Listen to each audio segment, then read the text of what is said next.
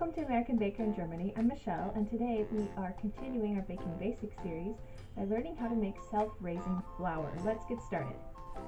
We only need 2 ingredients, flour and baking powder. You take a cup of flour and add 2 teaspoons of baking powder.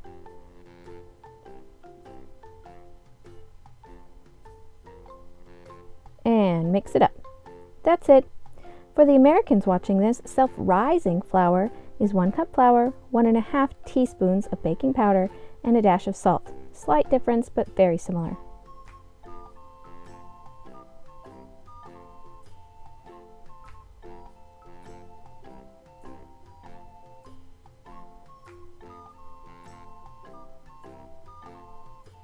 I hope this tutorial is helpful for you.